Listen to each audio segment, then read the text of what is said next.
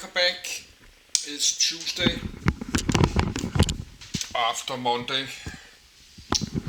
Just download more PDF of this flying boat. So let's read some more. Just sneezing alerts. Need to close the door. I was watching some Star Trek.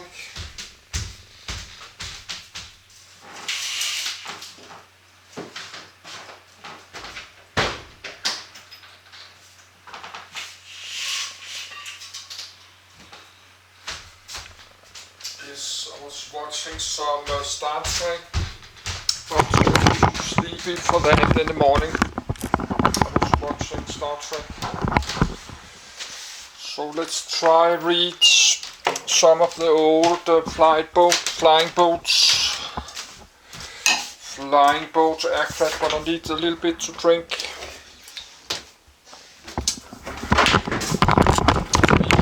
Time to do myself ready.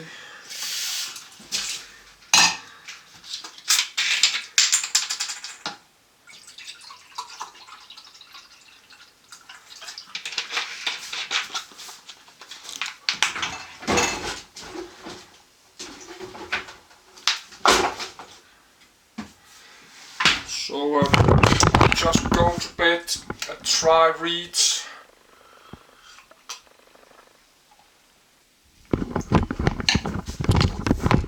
And later I like try to do some video in my language Danish about it. But first I need to read it.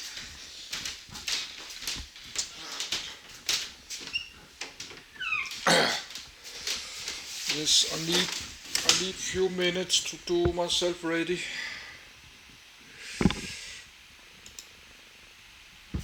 Yes.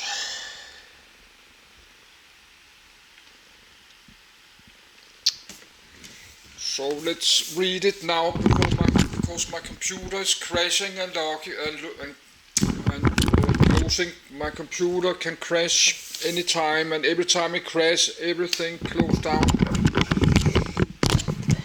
So that's better. I try to read some of this PDF I have open now. So, but I'm not open more because my computer keeps crashing. I'm not going to read about this one, just try to adjust my camcorder.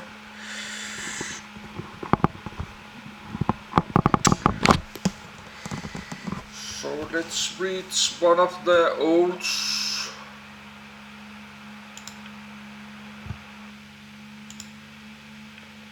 Let's do this one you can get in Microsoft Flight Simulator.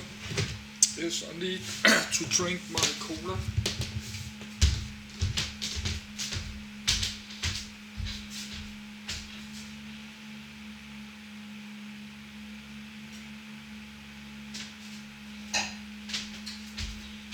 Let's check a tumbling.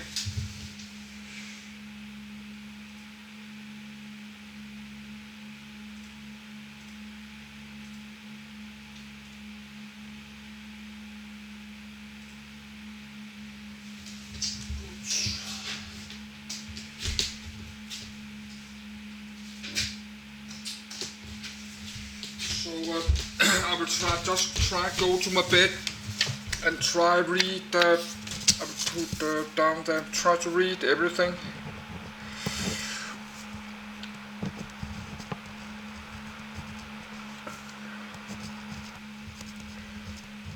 But this one I saw on YouTube video. You can get to Microsoft Flight Simulator 24. Yes, I will go to my bed and read to there's no power left on this camcorder, so I'm not getting off my bed the next 2 hours. I think.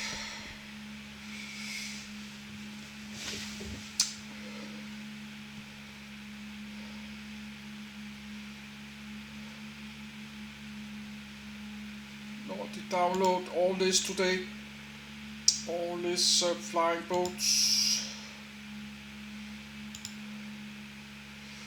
but I don't think that's not power enough.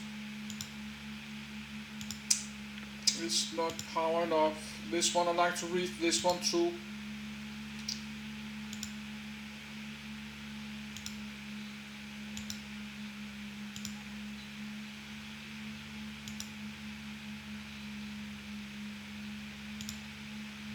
Dornier Duex. Duex Rollier Liner. Flying boat manufacturer Dornier designer Claude Dornier. First flight 12 July 1929. 1. Introduction 1929. Retired 1937. Primary uses Regia Aeronautica Dornier Flugzeugwerk Deutsche Lufthansa. Produced 1929-1932. Number build 3. The Dornier Duex was the largest, heaviest, and most powerful flying boat in the world when it was produced by the Dornier Company of Germany in 1929. First conceived by Claude Dornier in 1924. 1. Planning started in late 1925 and after over 240,000 work hours it was completed in June 1929. 2. During the years between the two world wars, only Soviet Tupolev and 20 Maxim Gorky landplania for few years later was physically larger. But at 53 metric tons maximum takeoff weight it was not as heavy as the Duex S 56 tons. The Duex was financed by the German Transport Ministry and in order to circumvent conditions of the Treaty of Versailles, which forbade any aircraft exceeding set speed and range limits to be built by Germany after World War I. A specially designed plant was built at Altenhin, 1, on the Swiss side of Lake Constance. The type was popular with the public, but a lack of commercial interest and a number of non-fatal accidents prevented more than 3 examples from being built. Design. Engines on the wing. The Duex was a semi-cantilever monoplane. 3.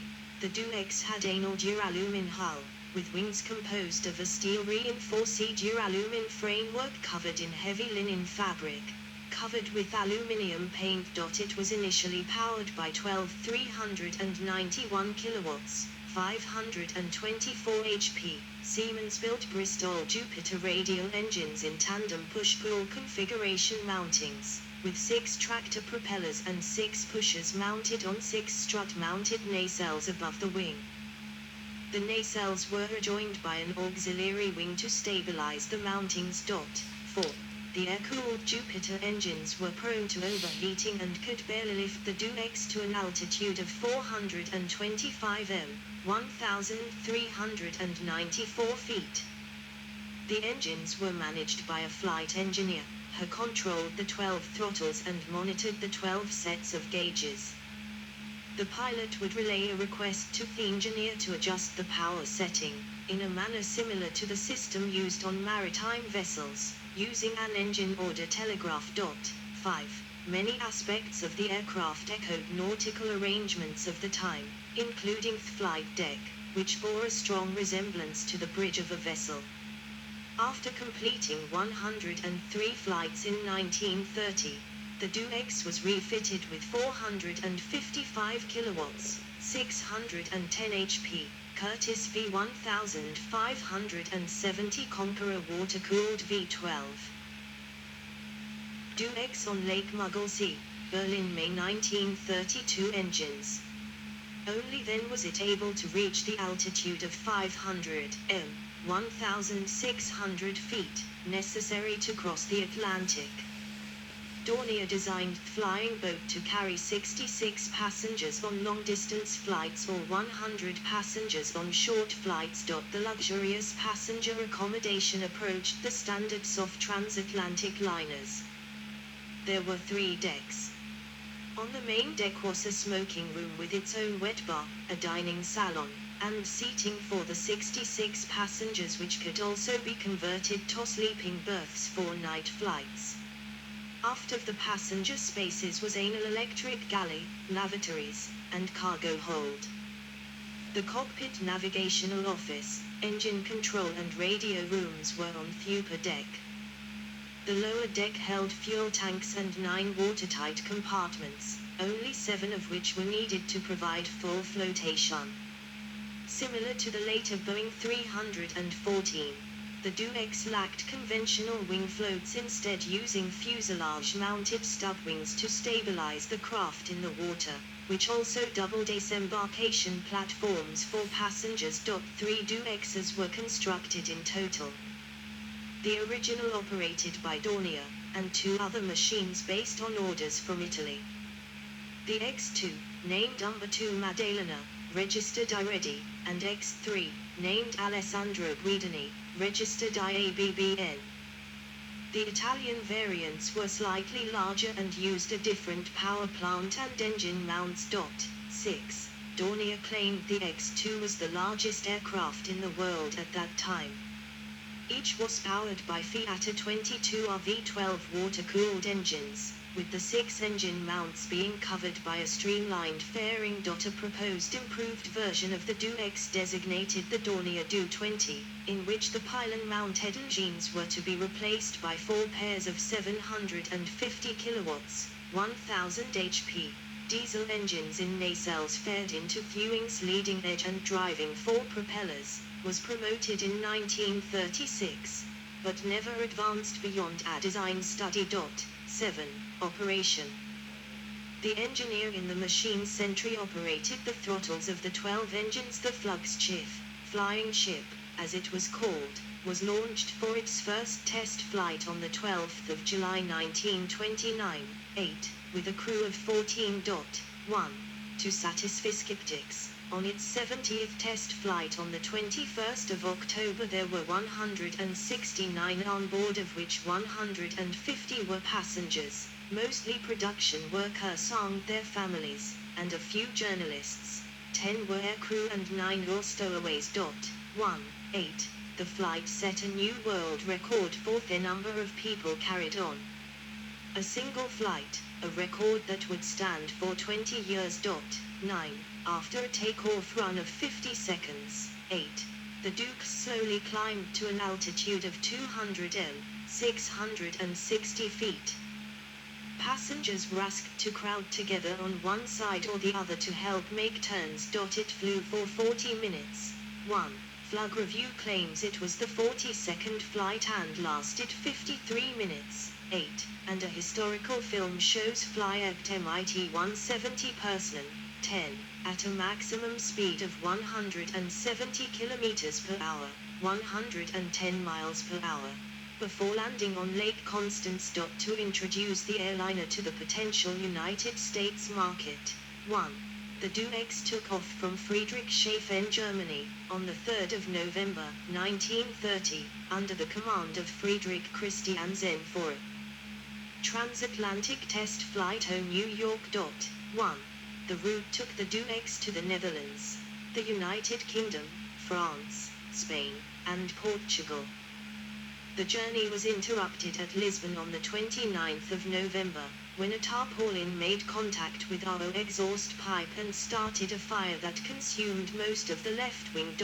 8. After sitting in Lisbon Harbour for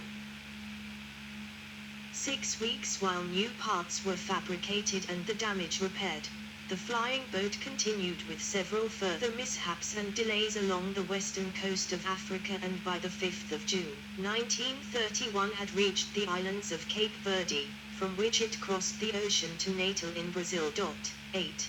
Cover carried from Rio de Janeiro to New York on the Do-X. August the 5th, 1931. The flight continued north via San Juan to the United States, reaching New York on the 27th of August 1931, 8, almost 10 months after departing Friedrichshafen. 1. The Do-X and crew spent the next 9 months there as its engines were overhauled, and thousands of sightseers made the trip to Glen Curtis Airport, now LaGuardia, for sightseeing tours. The Great Depression dashed Dornier's marketing plans for the Do-X, and it departed from New York on 21 May 1932 via Newfoundland and the Azores to Mugglesea, Berlin, where it arrived on the 24th of May and was met by a cheering crowd of 200,000.1. Italy's DoX-3 Alessandro Guidini, one of the three DoXs built. The DoX-2 entered service in August 1931, and the X-3 followed in May 1932. Both were initially based at the seaplane station at La Spezia, on the Ligurian Sea, and reassigned to various other bases during their service. Bot orders originated with Sonner, then the Italian state airline, but were requisitioned and used by the Italian Air Force primarily for prestige flights and public spectacles. After plans for a first-class passenger service, Genoa-Gibraltar, were deemed unfeasible, the X-2 and X-3 were used for officer training cruises, aeronaval maneuvers, and publicity flights. In April 1936, a plan was floated for a transatlantic service between Berlin and New York via Lisbon and Charleston, South Carolina, with intermediate stops in the Azores and Bermuda, 11, but it never came to pass. Final fates. Dining room. Germany's original DoX was turned over to Deutsche Lufthansa, the German national airline, after the financially strapped Dornier company could no longer operate it. After a successful 1932 tour of German coastal cities, Lufthansa planned a DoX flight to Vienna, Budapest, and Istanbul for 1933. The voyage ended after 9 days when the flying boat's tail section tore off during a botched, overly steep landing on a reservoir lake near Passau. 1.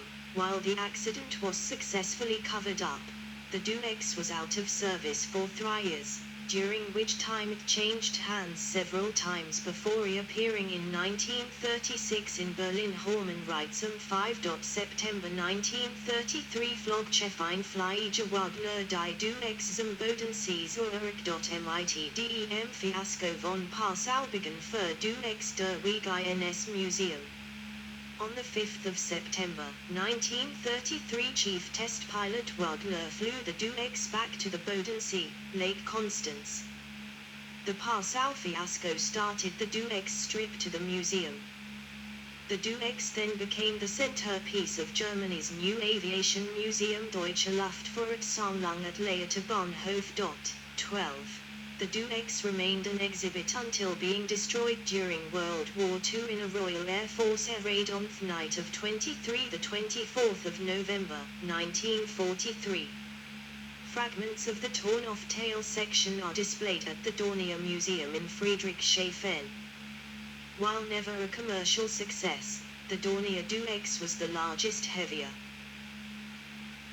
than air aircraft of its time, and demonstrated the potential of an international passenger air service. In an accident identical to that of Lufthansa's DoX-1A, the Italian DoX-2 lost its tail section in a botched landing only 1 month later.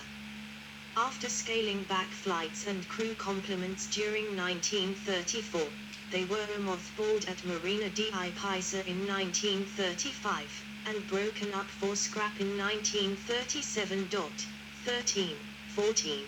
Operators. Germany Dornier Flugzeugwerk, Deutsche Lufthansa, Italy Regia Aeronautica, Sonner, State Airline. Specifications, DoX-1A.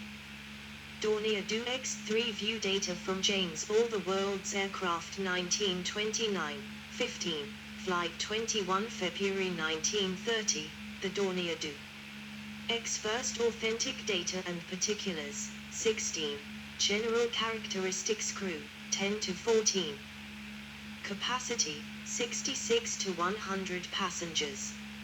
Length, 40.05 m, 131 feet 5 in. Wingspan, 47.8 m, 156 feet 10 in. Lower wingspan, 10 m, 32 feet 10 in, sponsons. Width, 4.8 m, 15 feet 9 in, maximum hull beam. Height, 10.25 m, 33 feet 8 in. Wing area, 486.2 square meters, 5,233 square feet. Empty weight, 28,000 kilograms, 60